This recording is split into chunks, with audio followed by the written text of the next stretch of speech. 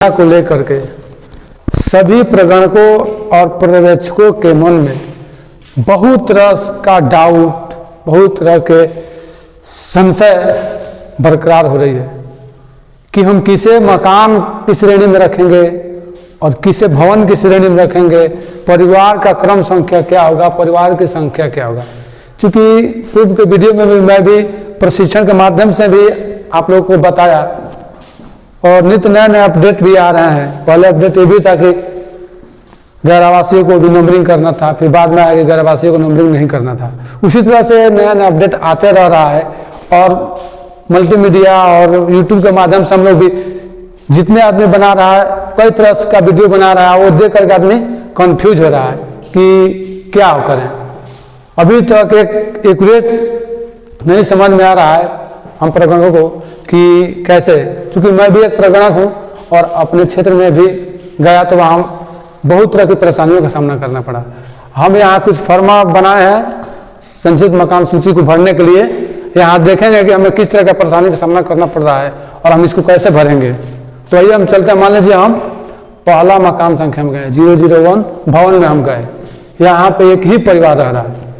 इस भवन संख्या 001 में एक ही परिवार रह रहा है, तो इसका मकान संख्या भी क्या हो जाएगा, एक ही हो जाएगा। क्योंकि ये पूरी मकान एक ही है और निकास घर भी एक ही है।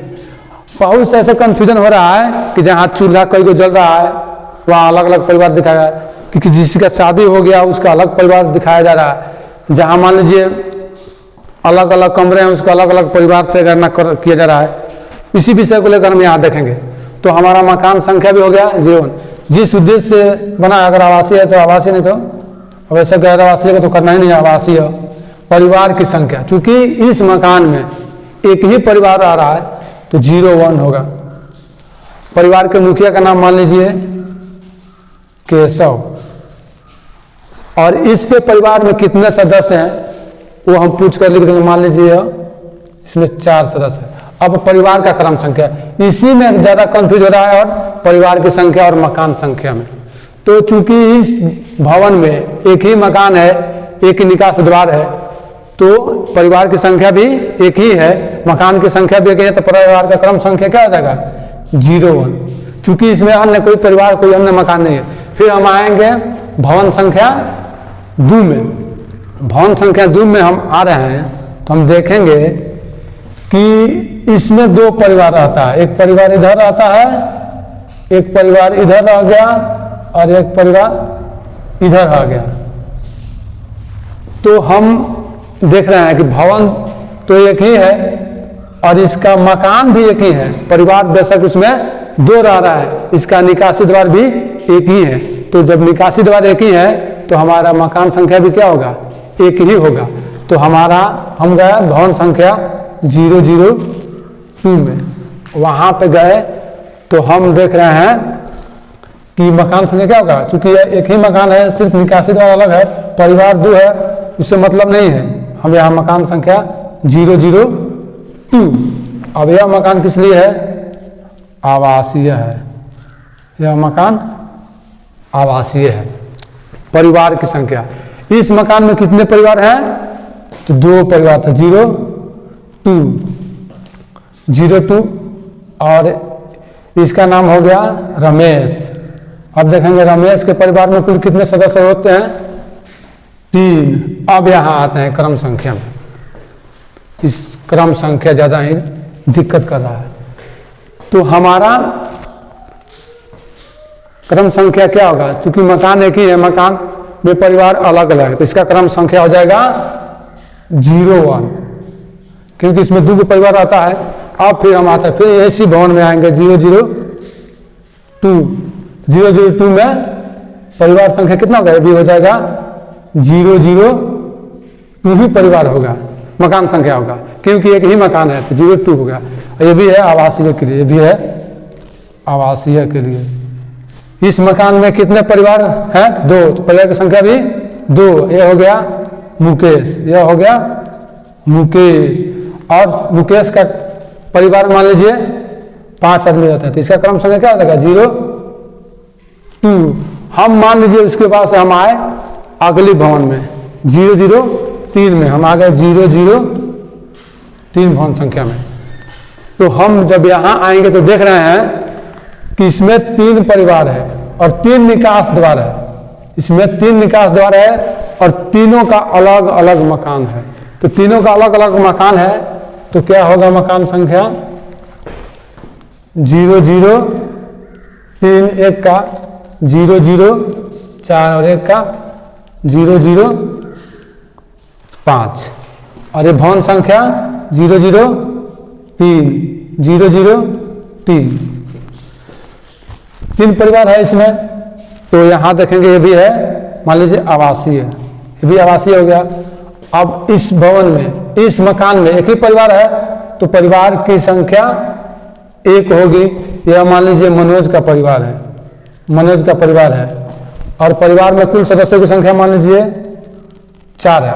अब यहाँ देखिए, यहाँ अगर क्रम संख्या 1 और 2 है तो यहाँ 3 नहीं लगेंगे, क्योंकि इस मकान में एक ही परिवार है तो इसका क्रम संख्या होगा 1। और हम इधर तो दौरे की तिथि जानते हैं, परिवार के मुखिया का हस्ताक्षर और अभियुक्त में कुछ लिख सकते हैं। अब हम आते हैं इस परिवार में, इस मकान संख्या में। तो मकान संख्या 04 में ये भी है आवासीय, तो इसका भी क्रम संख्या 1 ही होगा।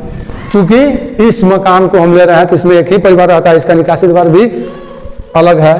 तो ये हो गया सनोज का परिवार और ये हो गया 6 गो व्यक्ति उसमें रहते हैं, उसके बाल बच्चे को लेकर के। तो ये भी इसका भी क्रम संख्या परिवार का 1 ही होगा, इससे दस्तखत कराएंगे। और इधर अब हम आते हैं फिर 5 में, मकान संख्या 5 में, ये भी मान लीजिए आवासीय है तो इसका भी क्रम संख्या क्या होगा, क्योंकि इसका अलग मकान है, ये अलग मकान है और ये अलग मकान है। तो ये हो गया एक क्रम संख्या। और ये हो गया मान लीजिए आदम का, तो इसकी संख्या मान लीजिए ये 2 पति पत्नी 2 हैं तो इसका भी क्रम संख्या क्या होगा 1 ही होगा और दस्तखत कराएंगे। अब हम आगे बढ़ते हैं, भवन संख्या 5 में आते हैं। भवन संख्या 5 में आते हैं, इसमें 2 मकान है, इसमें 2 मकान है और इसमें 3 परिवार रहते हैं। इसमें 3 परिवार और इसमें 2 परिवार रहते हैं, यानी इस मकान में 3 परिवार रहते हैं। तो हमारा मकान संख्या कितना आया 5, तो हो जाएगा मकान संख्या 006। इसमें कितने परिवार रहते हैं तो 6, तो 006 3 परिवार रहते हैं इसमें। ये भवन संख्या क्या हो जाएगा 004 इसमें 3 परिवार रहते हैं, 1 2 3। ये भी हो गया आवासीय और इसका कितना परिवार रहता है एक मकान में तो 03, कितना परिवार रहता है 03। ये हो गया मान लीजिए इसका एक परिवार हो गया मुकेश का, इधर भी मुकेश का परिवार हो गया।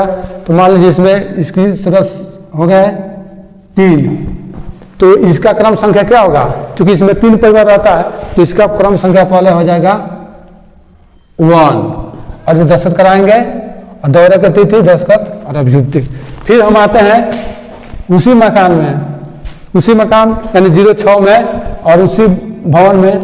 तो यहाँ तो ये भी आवासीय हो गया, ये भी इसमें 3 परिवार रहते हैं। तो परिवार की संख्या क्या हो गया 3, क्योंकि इसमें 3 परिवार रहता है तो परिवार की संख्या भी हो जाएगी 3।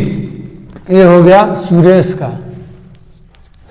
का परिवार, इसमें मान लीजिए 6 है तो इसका इसमें 3 है परिवार, तो इसका क्रम संख्या 1 और इसका क्रम संख्या 2, यानी इसका 2 नंबर का परिवार को हम ले रहे हैं। फिर इधर हम डेट डालेंगे, हस्ताक्षर और अभियुक्ति में जो डालना होगा। फिर हम उसी भवन में आते हैं, तो चलते हैं 6 में। इसमें देखते हैं ये भी एक आवासीय भवन है, इसमें भी 3 ही परिवार है, इस मकान में 3 परिवार है, इसमें भी हम परिवार की संख्या में 3 ही डालेंगे।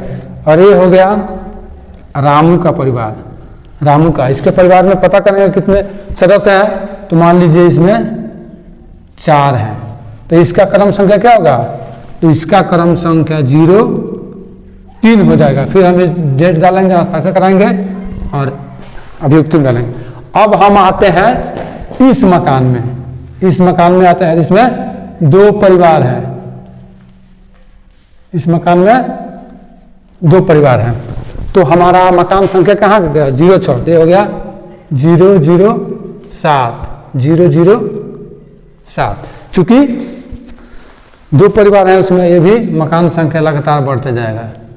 भवन संख्या 4, चूंकि एक भवन में 1 2 3 4 5, इस भवन में 3 गो इसमें है, 2 इसमें 5 परिवार है, 5 मकान है, तो ये भी आ जाएगा आवासीय में। ए मान लीजिए 100।